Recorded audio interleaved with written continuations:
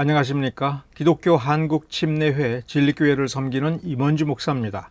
이 동영상은 종교, 교회, 교파, 교단이라고 하는 이 용어에 관련하여 용어의 기본 개념을 다루도록 하겠습니다. 종교, 교파, 교단, 이 용어들이 어떤 차원에서 어떤 내용을 가지고 사용할 수 있는지를 요 순서대로 다뤄보도록 하겠습니다. 먼저 종교의 대립상은 철학이라는 말입니다. 어떤 분은 기독교는 종교가 아니다 이렇게 말합니다만은 기독교가 종교가 아니다 그러면 그 말은 무슨 말이냐 하면 기독교는 철학이다라는 말이 사실은 상식적으로 올바른 뜻입니다. 먼저 철학은 크게 형이상학하고 형이하학으로 나누어지고 오늘날 과학 문명이라고 하는 것이 고대 철학에 있어서 형이하학, 즉 현실 세계에 있는 것을 관찰하고 실험하고 분석 확인하여 지식 체계를 쌓은 것이 오늘날 과학이라고 부르는 겁니다. 철학은 인간의 가치관을 다루고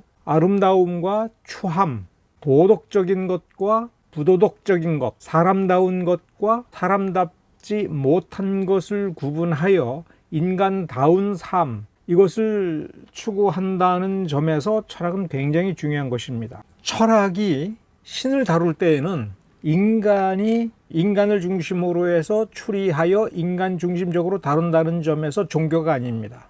실제로 철학은 어떤 가치관을 가질 것인가의 문제고 다른 사람과 어떤 삶을 살며 우리가 어떤 방향으로 가야 될 것인가에 대해서 논의를 하지, 신을 다루면서 그 신을 어떻게 경배할 것인가, 어떻게 구원을 줄 것인가, 그 구원을 어떻게 누릴 것인가, 하나님의 나라를 어떻게 이룰 것인가에 관하여 답을 주지를 못합니다. 이것은 종교가 하는 것입니다. 인간의 근본 문제를 해결해 줄 수 있는 근본적 진리들, 그러니까 인간이 발견해낸 최고의 지식이 아닌 그것을 뛰어넘는, 그래서 흔히 얘기하는 영적 세계를 다룬다는 점에서는 그것은 종교가 하는 일입니다. 근데 종교는 무수히 많습니다.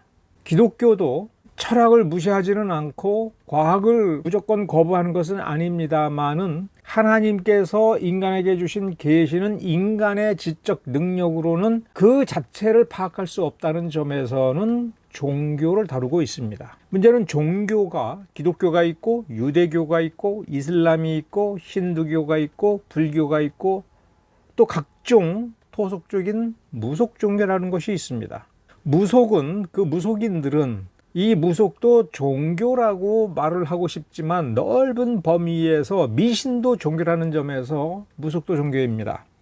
그러나 올바른 종교라고 하는 범주에 들어가기 위해서는 몇 가지 조건들을 갖추어야 되고 그런 점에서 무속은 종교가 아니라 그냥 미신인 겁니다. 적어도 종교, 인류가 인정하는 종교다운 종교라고 한다면 그게 기독교, 유대교, 이슬람, 힌두교, 불교 이런 정도의 범주에 있습니다. 기독교인들은 기독교를 다른 이슬람이나 힌두교, 불교와 견주는 경쟁하는 종교라고 보는 것을 굉장히 불쾌하게 여깁니다. 왜냐하면 유일하게 살아계신 하나님께서 인간에게 구원의 길을 제시해 주는 그런 참다운 계시를 준 종교는 오직 기독교밖에 없다라고 믿고 있기 때문에 그렇습니다. 그런 점에서 참된 종교, 참 진리를 가진 종교가 무엇인가라고 하는 그 질문에 대한 답은 별개로 하고 그런 질문은 별개로 하고 이 부류들이 종교라고 하는 것은 맞습니다. 그러면 종교라고 하는 것은 과학과 달리 어떤 요건을 갖춰야 되는가라고 하는 것을 생각을 해봐야 됩니다. 첫째, 신이 있습니다. 그 신과 인간이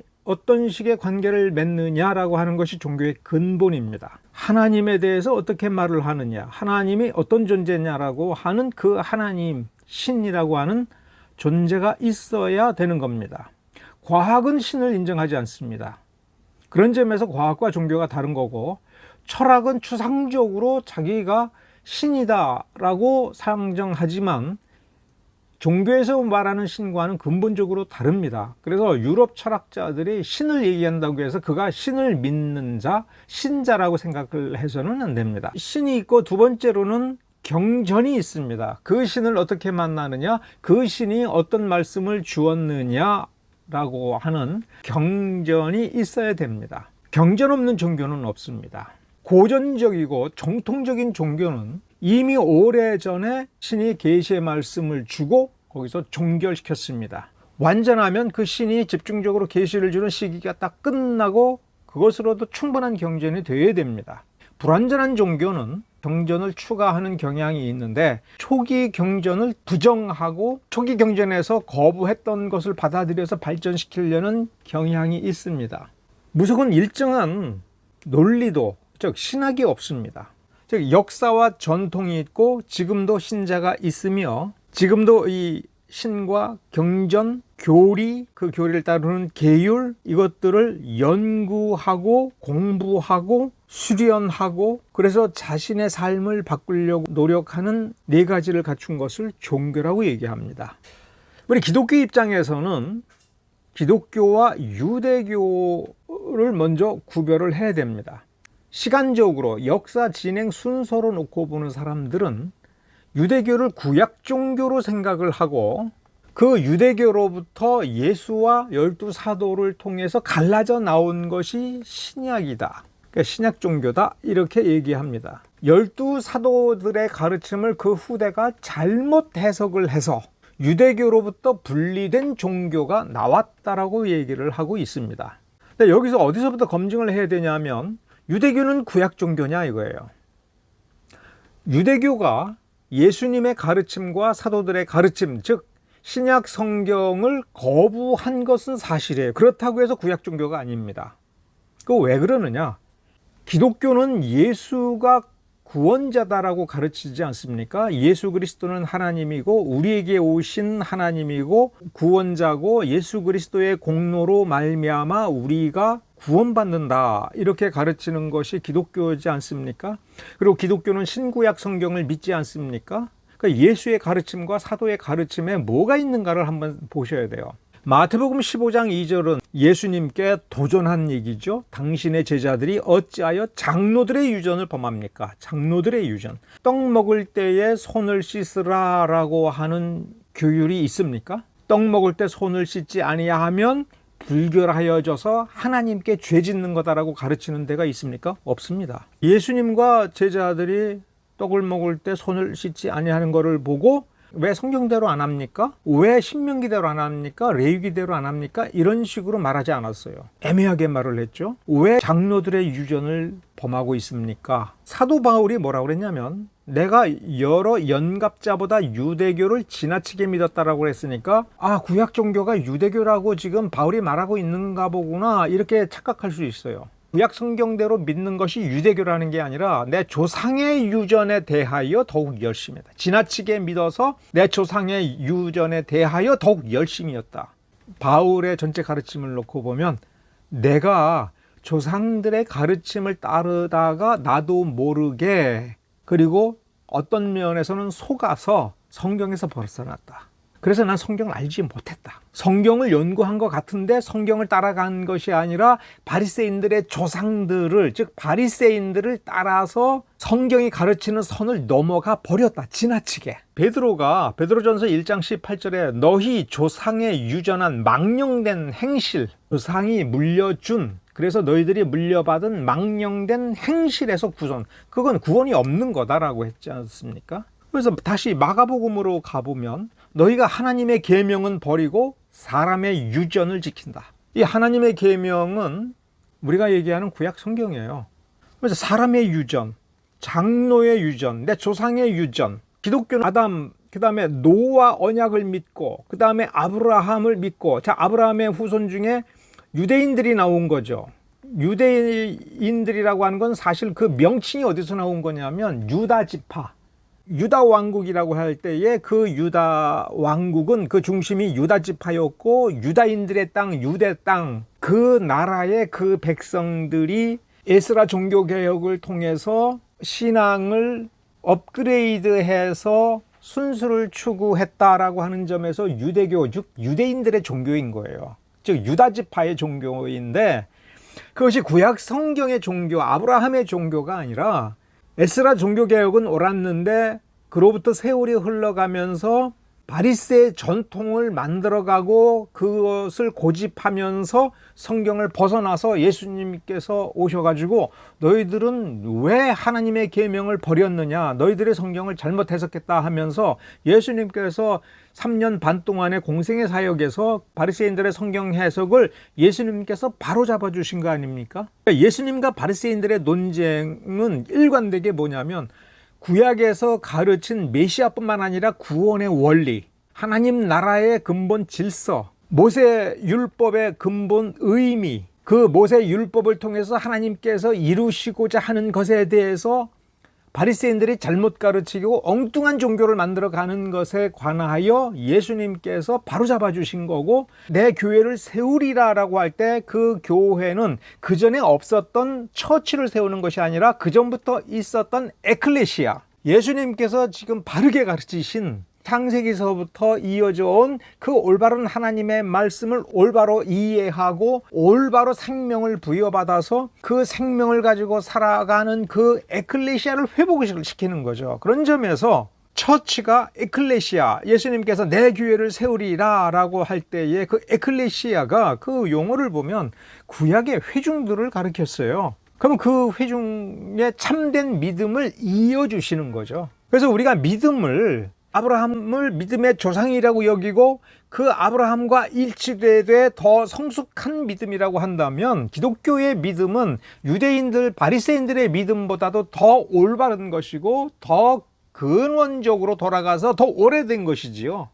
예수님께서 내가 아브라함 이전부터 있었다라고 말씀하셨죠. 우리가 예수님의 말씀을 듣고 구원을 받고 교회를 이룬다면 자기 사람을 자기에게로 불러서 자기 교회를 세우신 그 역사를 영적으로 보면 훨씬 더 오래된 겁니다. 그러니까 유대교에서 기독교가 나온 것이 아니라 기독교, 아브라함의 믿음의 그 줄기가 쭉 내려오던 중에 유대교가 삐져나간 겁니다. 그리고 예수님이 오셔서 말씀을 바르게 가르쳐 주었음에도 불구하고 예수님을 거절하고 예수님을 죽이고 그 이후로도 계속 바리새인들의 종교를 만들어 나간 것이 오늘날 우리가 알고 있는 유대교예요. 그래서 엄밀히 얘기하면 예수님이 오셨을 때부터 정체가 드러났고 예수님을 거부하기로 작정을 했고 별도의 자기네들의 종교를 만들기로 한 것이죠. 여기에 제가 인용한 4개의 이 성경 구절만 보더라도 유대교는 잘못된 종교입니다. 삐져나간 종교입니다.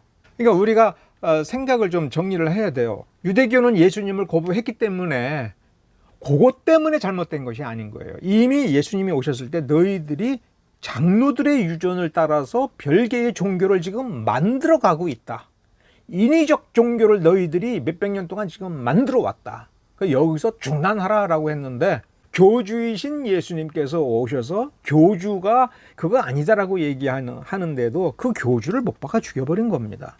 알아듣기 쉽게 얘기하면 참된 교주, 교회의 머리이신 예수를 배반했다는 점에서 유대교는 사이비 종교입니다.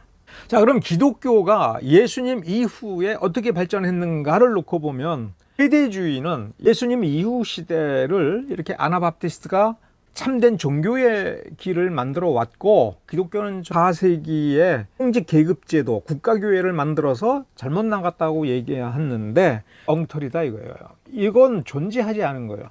아나바프티스트는 16세기에 처음 등장해가지고 그때부터 지금까지 독일어 성경을 봅니다. 만일 초대교회에서부터 본다면은 중세시대에 보았던 성경이 있을 거고 초대교회 때 보았던 성경이 있을 것이고 그때 사본이 있을 겁니다. 그럼 아나바프티스트가 예수님께로부터 계승된 종교라고 한다면 예수님이 헬라어를 썼으면 헬라어 사본 가지고 있어야죠. 아나바프티스트가 가지고 있어야 돼요.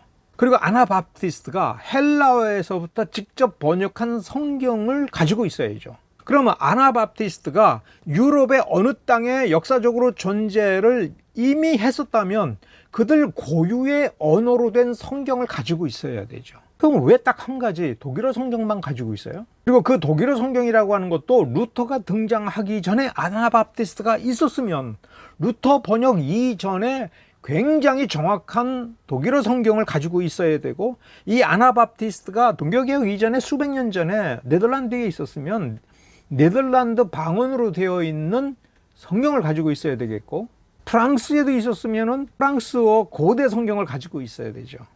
하나도 없습니다. 역사적 증거가 없어요. 지금 현대의 아나바프티스트들의 정통 후예인 아미시가 역사적 증거를 얘기해야 되죠.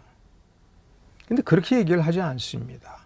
보통 16세기에 5가지 정도의 뿌리를 두고 거기서 아나바프티스트가 나왔고, 그 명칭은 뭐 메노나이트, 아미시 이런 명칭들로 분화되었다.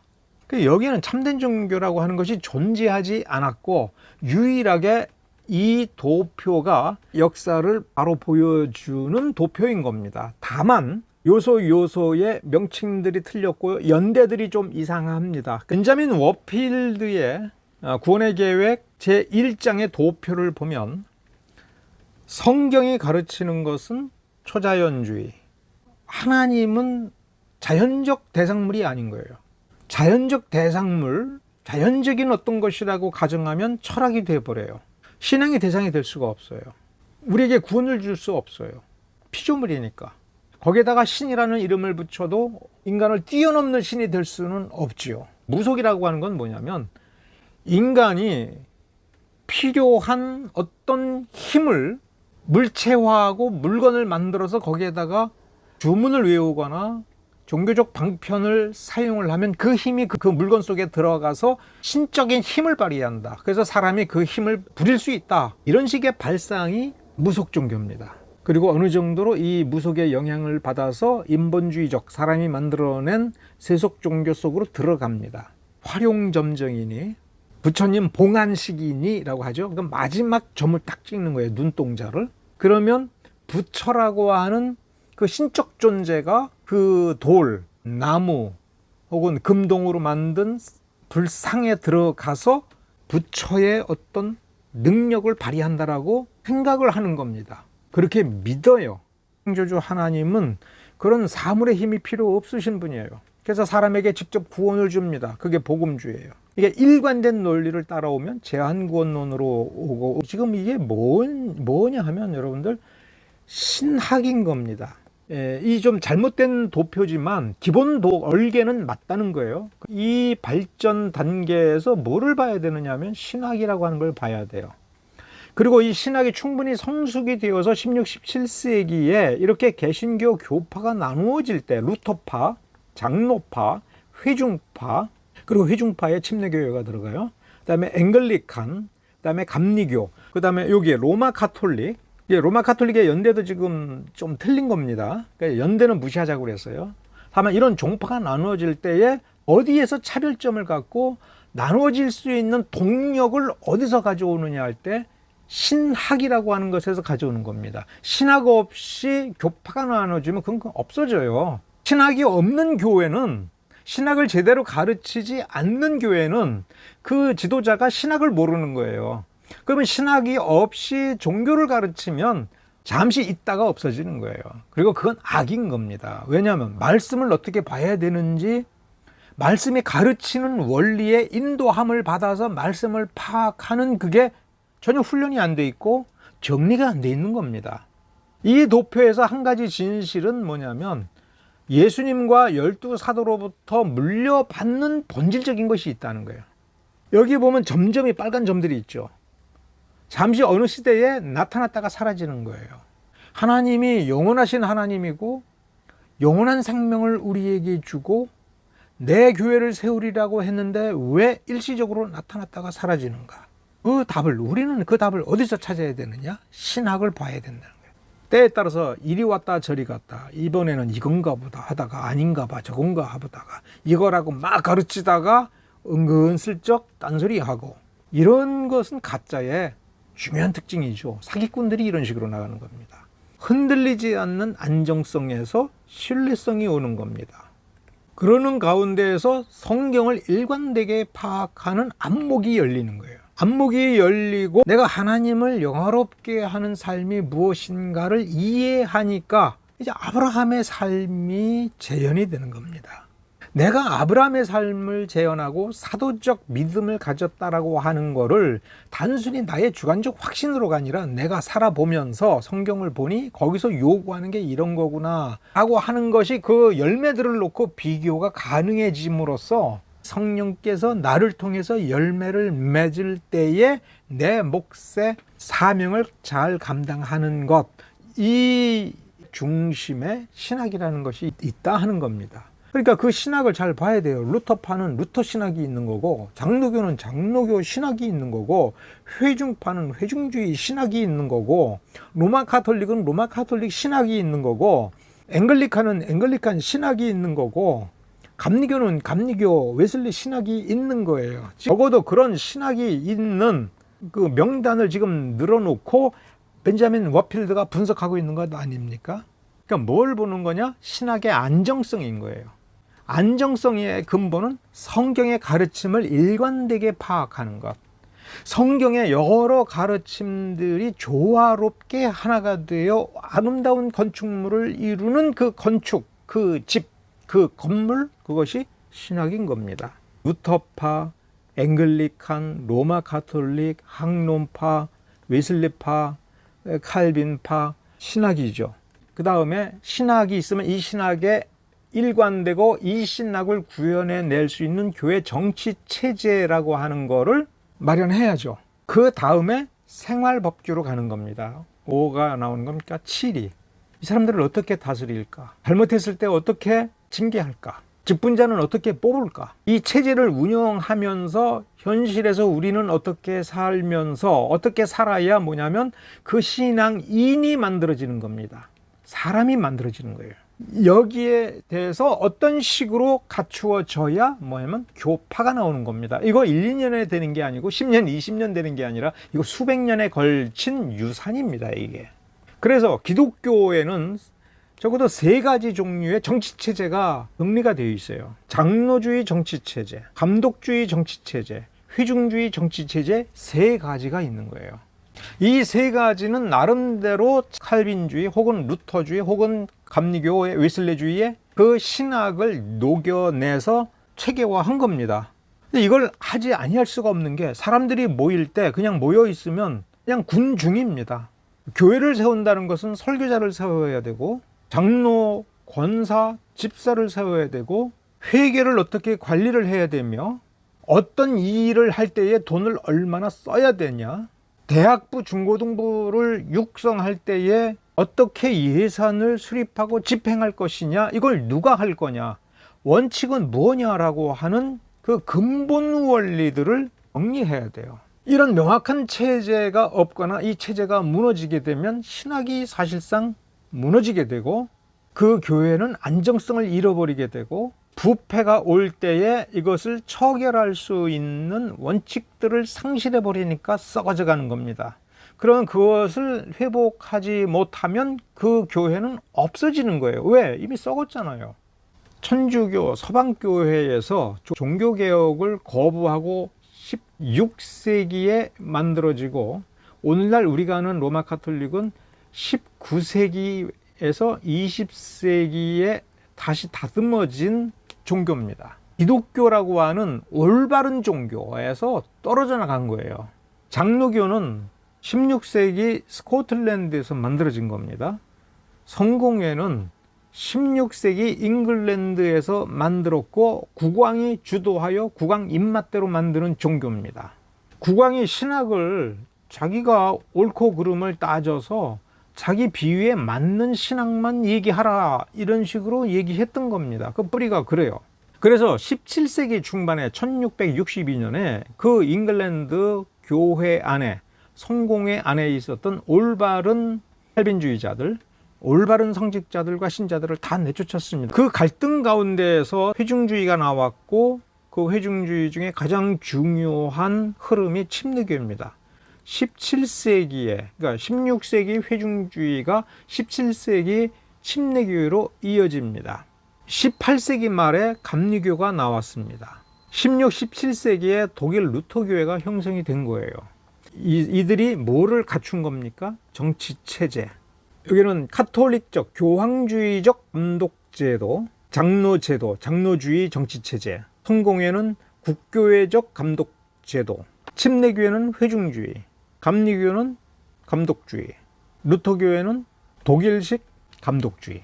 자, 교단이라고 하는 것, denomination, 교단이라고 하는 것을 생각해 보겠습니다. 교단의 개념은 그 일제시대 때에 성립이 된, 채택이 된 법률적 용어입니다.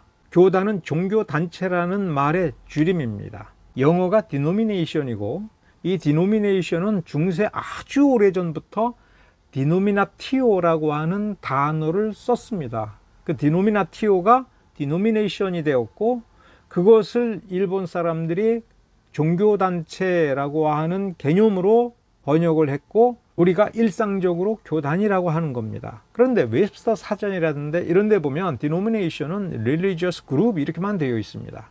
최상위 개념이 기독교잖아요. 기독교라고 하면은 하나님을 믿고 그 살아계신 하나님의 계시다라고 할 때의 경전, 66권 경전이 있지 않습니까? 시대를 흘러가면서 도대체 이 경전이 뭘 가르치는가를 그 교훈을 찾아서 정리해서 신학을 정립해 왔지 않습니까? 그 신학의 내용의 핵심은 성경의 가르침이며, 이 가르침을 도그마, 닥트린이라고 하는 단어로 나타내지요. 그 다음에 정치체제를 마련했어요. 우리는 장로주의를 한다, 회중주의를 한다.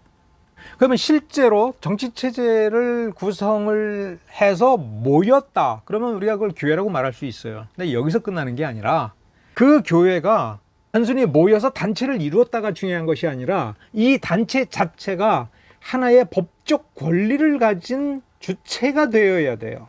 어떤 개념이냐면 회사라는 게 뭐예요? 누가 사업을 하는 거하고 회사가 법적 권리를 가진 회사가. 그래서 이사회라고 하는 게 뭡니까? 왜 이사회를 구성을 하느냐 하면 그 회사가 법인체예요. 법인체라고 하는 건 뭐냐면 인체, 인격체라는 뜻인데 사람으로 취급해 주는 거예요. 사람이 아닌데 사람으로 취급해서 사람처럼 어떤 법적 권리를 가지고 재산을 취득을 하고 법적 권리 행사를 해요. 그래서 만일에 법을 어기면 벌도 받아야 되는 거예요. 그래서 회사법에 의하여 법적 구성을 갖추었을 때 그 회사에 법인격을 줍니다. 주식회사에 법인격을 주고, 혹은 유한 합자회사에 법인격을 주고, 협동조합에 인격을 주어서 법적 원리에 따라서 자기의 권리 행사를 하는 존재가 되는 거예요.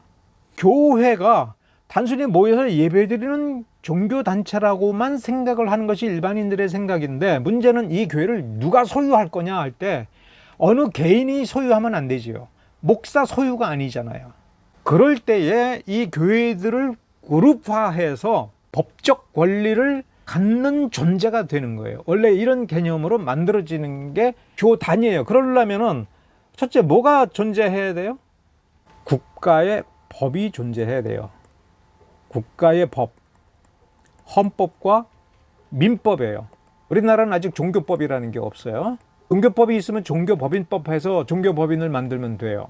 근데 우리나라는 없어요. 일제시대 때 만든 유지재단 법을 이용해서 비영리 법인화해서 법인격을 갖습니다. 그런데 그 이전에, 근대 이전에는 그 나라, 그 땅의 통치자가 차터, 특허장이라고 보통 번역을 하는데, 이 특별 허가의 이 특허장을 기준으로 하여 이 단체 디노미네이션을 만들게 되는 겁니다. 그러면 디노미네이션을 만들 때에는 자치 규정을 가져요. 그래서 여러분 장로교단 같으면은 장로교단의 근본이 뭐예요? 장로교 헌법이에요. 노회와 개교회 규정이 그 안에 있어요. 교회는 어떻게 개척이 된다? 담임 목사는 어떻게 청빙한다? 담임 목사 징계는 어떻게 한다? 장로는 어떻게 세운다? 시치는 어떻게 한다라고 하는 굉장히 복잡한 법이 있어요. 결국은 현대 사회에서 교회 건축을 하고 교회 땅을 매입을 하여 개인의 명의가 아니라 교회 이름으로 등기를 하려면은 법인을 만들어야 돼요. 그 법인의 근본적이고 기본적인 뿌리가 유지재단이라고 하는 것을 만들어서 그 법과 또 그 정관을 헌법으로 하여 한 덩어리가 된 것이 그 법을 중심으로 해서 우리가 하나가 되겠다라고 하는 총회를 만들어요. 그 총회가 유지재단을 만들어요. 그러면 정관으로서 교단 헌법을 만들어야 재단 허가가 떨어지죠. 그 헌법을 만들 때는 뭘 근본적으로 구성하게 돼 있냐면 총회, 그 다음에 노회, 그 다음에 개교회, 이 조직을 해야 돼요. 그러니까 이렇게 유지재단과 헌법을 가지고 전체 한 덩어리를 만든 뒤에 이 총회 위에 밑에 여러 개의 각 지역별로 노회를 만들고 각 노회별로 수십 개씩의 개교회들을 묶어가지고 한 덩어리를 만든 게 교단인 겁니다. 이거를 놓고 보고서 교단은 인간이 만든 거야 라고 할 때 그 한 측면은 맞아요. 그런데 이렇게 하지 않으면 그 어마어마한 교회 재산을 전부 그 교회 자체의 소유가 아니라 개인 소유로 해서 개인이 팔아봐도 아무 상관이 없는, 예를 들어서 1,000억짜리 교회를 제 이름으로 누가 해놨다. 나중에 내가 그거 내가 세금 내지 해서 팔고서 내 자식들에게 한 300억씩 나눠 주어 버리면 없던 재산 300억이 생기는 거 아닙니까? 막대먹은 예를 들었는데 이런 일이 초대교회에서부터 무지 많이 일어났어요. 종교개혁이 일어날 때에도 이거 가지고 엄청 골머리를 썩었습니다. 못된 귀족들이, 못된 국왕이 교회 재산을 자기 입에다가 집어넣는 것, 이걸 어떻게 막을 것인가라고 하는 점에서 바로 이 원리들이 사용이 된 거예요. 인간이 만들었다 하더라도 여기에 뭐가 되냐면 헌법. 헌법에는 신조, 신학이 들어가거든요. 후손들이 노력을 해야 될 건 뭐냐면 성경과 일치되는 신학이 무엇냐를 찾고 그걸 계속해서 안정화시키고 업그레이드를 하면서 거기서 교회 정치 체제를 제대로 확립을 하고 제대로 운영을 하고 반성하고 업그레이드 해야 되는 것은 후손들의 책임이고 우리들의 책임인 겁니다. 그렇게 해서 신자들이 성경적 신앙생활을 할 수 있도록 하는 거예요. 오늘은 여기까지 다루도록 하겠습니다. 감사합니다.